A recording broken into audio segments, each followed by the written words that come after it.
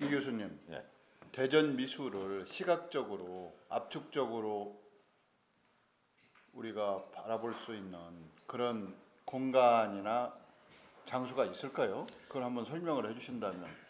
장소야 있죠. 있는데 그 시립미술관이 대전 시립미술관이 그 역할을 해줘야 됩니다. 왜 그러냐면 각 시도마다 도립미술관, 시립미술관이 있는데 대전 미술을 보려면 대전으로 내려오야 되는 게 맞습니다. 근데 아직까지도 그러한 프로그램이라든가 이런 것이 하기는 해요. 하는데 그 제가 아까 말씀드렸듯이 그 이 충청도 출신의 기라성 같은 화가들 기획전 같은 걸 잘 한다면은 많이들 오겠죠. 그리고 대전 시민들도 이러한 분들이 여기 우리 충청도인들의 작품이고 이런 화가들이 있구나 하는 것을 홍보가 돼야 되는데 그런 부분에서는 어떤 부분이 취약점이냐면은 옛날 한 20년 전, 30년 전에는 그 음악미술 체육이 제대로 돼갖고서 미술교사들이 인솔해서 다녔어요. 언제부턴가 그게 없어졌습니다. 그러다 보니까 대전 미술을 바라볼 수 있는 애들이 없다는 거죠, 별로. 그러니까 내가 한참 활동할 때 40대 때만 해도 중고등학생들이 이런 작은 화랑에도 토요일, 일요일 날 단체로 왔었어요. 근데 지금에 와서는 그거 하면 큰일 난다고 합니다. 그러니까 애들이 각자 가고 또 하나는 한 20년 전에 또 어떤 현상이 벌어졌냐면 그 뭐죠 그 내신인가 무슨 적분과 뭔가 있어 갖고서 감상 점수가 있으니까 어떤 것까지 하냐면 엄마들이 도록을 사러 와요. 개인전 도록을. 그래서 이제 그런 경우는 안 팔기도 했거든요. 이것은 분명히 뭐가 잘못된 것들도 있죠. 그러니까 어찌 보면은 이 수업을 외에 기타 수업에는 기능만 가르치지 말고 여기에 어떠한 작가들이 있고 어떠한 그림들이 있고 어떠한 것들이 형성이 되느냐 그런 부분도 좀 했으면 좋겠고요.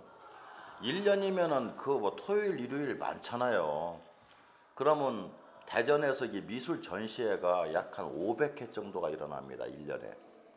그러면 이 부모님들이 아기들 데리고서 토요일이나 일요일 하루 날 잡아서 한 2달에 한 번꼴이라도 화랑을 쭉 관람하고 같이 와서 점심도 먹고 이런다면은 상황이 틀려지겠죠.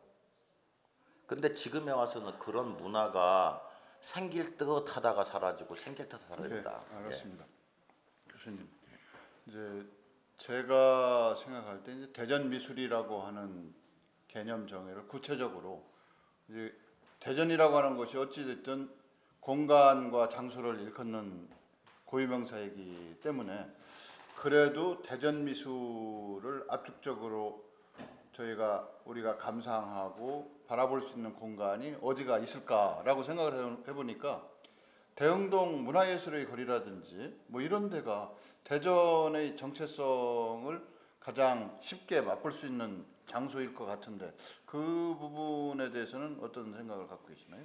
예, 그거 뭐냐면 대흥동에 화랑거리가 많게는 한 30년 전에 16개 화랑이 있었어요. 개인 화랑이. 그러면 이제 그때는 굉장히 활성화가 됐었습니다. 그리고 이 은흥정에는 대개 이제 뭐냐면 중학교 밑에 애들이 움직입니다. 이게 고등학교 대학생 위주가 아직도 대흥동이에요. 문화가. 그러면 은흥정에는 역동적인 문화고 대흥동에 차분하고 조용한 문화입니다. 그러면 이러한 문화를 어떻게 합니까? 사실은 시에서 좀 많이 지원해서 화랑을 살려줘야겠죠. 그러면 대전에서 이 대흥동의 거리는요. 솔직히 말하면 한 30년 전에 그 이런 서울에 있는 작가들과 교류하다 보면은 대흥동 거리 보고 깜짝 놀래요. 솔직히 말하면 서울 인사동보다 훨씬 분위기도 좋고 낫다고 했습니다. 언제부턴가 갑자기 삼겹살집하고 뭐 이상한 것들만 딱 들어오고 요새는 뭔지 압니까? 왜 요양병원 있어갖고서 토요일 일요일 날 남 전시장 하나 앞에 갖다 환자복 입고서 담배 물고 앉게 만들어요. 이런 부분에서 조금만 정책을 위반하시는 분들이 신경을 써준다면은 조금 더 좋은 아늑한 분위기가 되지 않겠나. 대흥동은요, 대전에 있는 대전 출신들의 모든 화가들, 작고한 화가들까지도 마음의 고향이었던 곳입니다. 우리는 이곳을 지금도 아끼고 지금도 사랑합니다. 그리고 우리가 여기 시립미술가다 둔산동에 많이 있어도 우리가 마지막에 가서 놀고 대화하고 하는 데는 대흥동이에요. 아직도 젊은 애들까지도. 그래서 대흥동은 조금 우리 신 박사님 같은 분들이 목소리 좀 키워서 좀 많이 갖다가 좀 해주시기 바랍니다. 그리고 여기 계신 분들 같이 좀 소리 좀 내주세요. 미술이 갖고 있는 여러 가지 기능 중에 하나가 현실 감각과 환상과의 균형 감각을 유지해야 한다. 또 기억과 회상을 통해서 치유와 힐링 역할을 수행한다. 뭐 이런 얘기를 하시는 분들이 있어요. 근데 이제 지금 말씀하시는 대흥동이라는 장소 자체는 장소가 주는 장소성이라고 할까?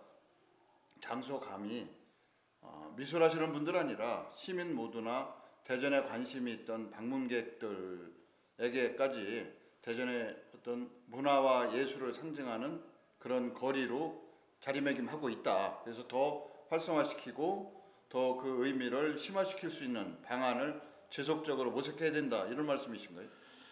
지속적이 아니라 그것은 절대적으로 해야 될 일이죠. 왜 그러냐면 원도심이라는 것은 역사거든요. 역사 속에서 가장 자긍심이라 자부심을 갖고 있는 것은 문화예술이 숨쉬고 살아 움직이냐에 따라서 그 동네에 사는 분들, 그 지역에 사시는 분들의 어떠한 포만감이라 충만감이 있고 행복감이 있는 겁니다. 그게 무너지면은 그나마 그것도 없습니다. 그래서 그것은 당연히 살려야 되죠. 그리고 이게 대흥동 같은 경우는 그 조그만 화랑들이 많습니다. 그래도 그 화랑이 또 한번 우리가 쉬운 예로 뭐 롯데라든가 이런 뭐 대형 백화점 많지 않습니까? 뭐 표고사라든가 화방 아직도 대흥동이에요. 거기 가야 모든 물건을 사요. 그건 왜 그러겠습니까? 한번 마음에 맺힌 곳은 그게 쉽게 안 바뀌어지는 겁니다. 그 화방이라든가 뭐 둔산동 가면 다 잘 돼야 될 거 아니에요. 뭐 롯데 같은 데다 뭐 약간 오픈했다가 다시 돌아와요. 대흥동으로. 왜? 모든 미술인들 젊은 대학생들까지도 미술 재료는 다 대흥동에서 삽니다. 아직까지도 이 장소, 그러니까 뭐냐면 이런 뭐 식당이나 이런 사람들이 있는 게 아니라 예술, 거기에 몸담고 있는 사람들이 정신은 아직도 살아있다.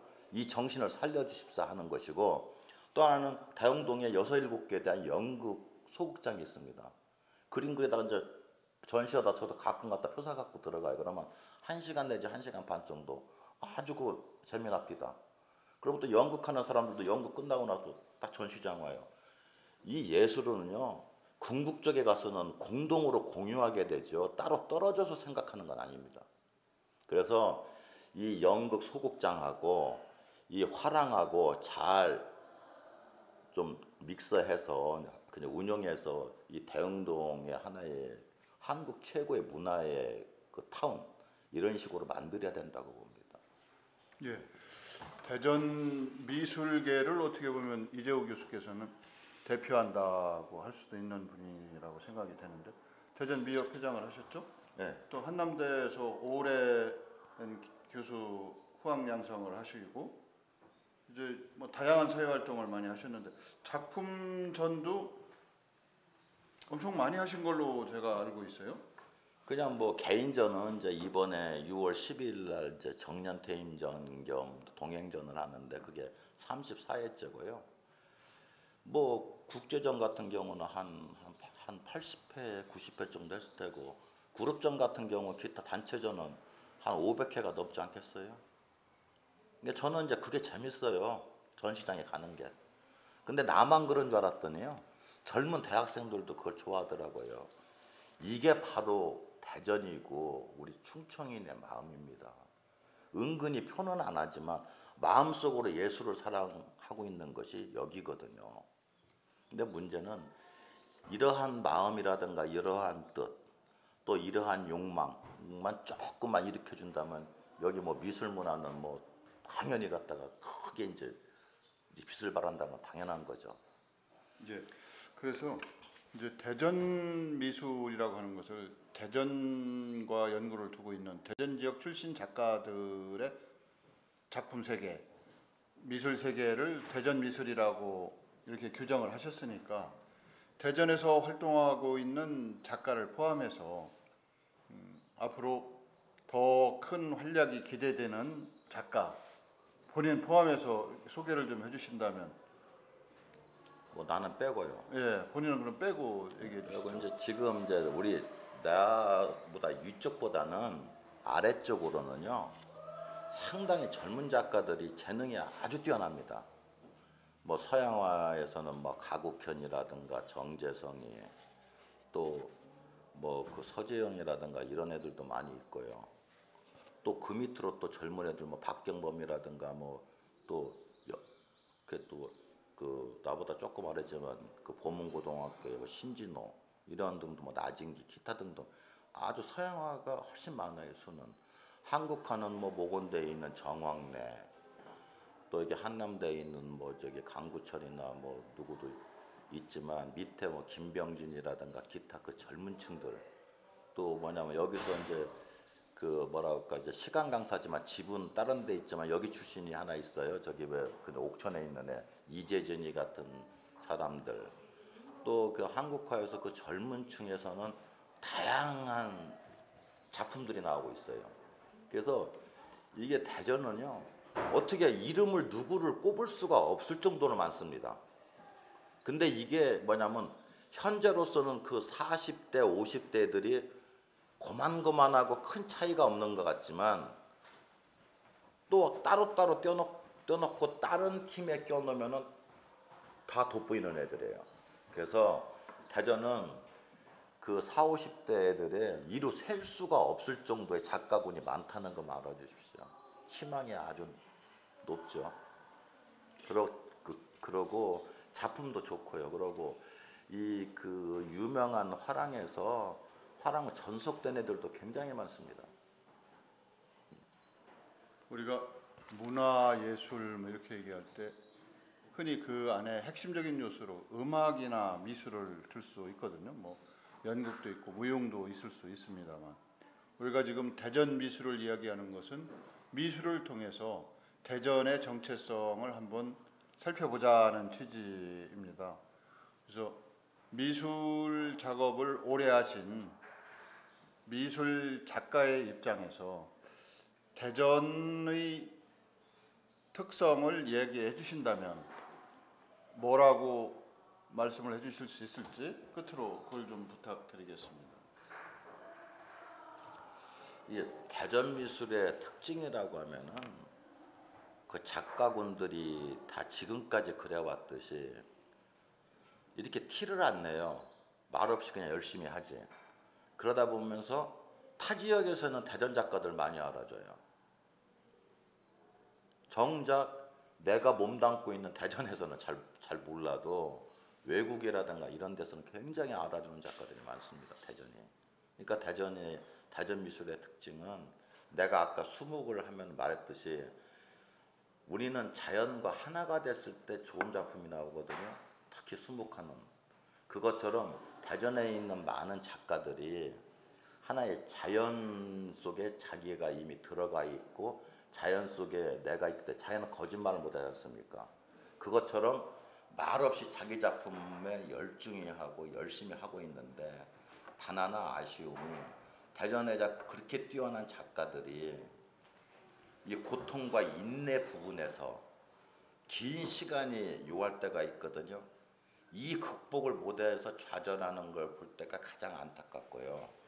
또 그것을 극복해 내는 애들 보면은 참 좋죠. 보기가 이제 거꾸로 내가 가르쳤던 애들도 내가 그런 걸 보면 내가 딱 존경하게 되니까 이게 왜 이 그림이라는 것은 뭐 늘 이제 선생이 그 가르치기만 하는 건 아니잖아요. 어찌 보면은 이 유치원 애들한테도 내가 배울 건 배워야 되니까 또 내가 감동받을 건 내가 감동받아야 되고 이러한 부분들이 말없이 이루어지고 있는 것이 대전의 특징이라고 하면은요. 티가 없는 예술 작품을 하면서도 따지고 보면 다른 틈 속에 끼면은 엄청나게 솟아있는 티가 난다는 게 대전 미술의 특징 같습니다. 예, 결코 표시내고 드러내지 않으면서도 확연히 다른 지역과는 차이가 나는 미술계의 특성을 갖고 있는 것이 대전 미술이다. 뭐 이렇게 네, 그렇죠. 말씀하시는 걸로 결론을 맺고 오늘 대전의 정체성 탐구 프로그램 미술로 바라보는 대전의 모습 이만 마치도록 하겠습니다. 네. 고맙습니다. 네. 감사합니다.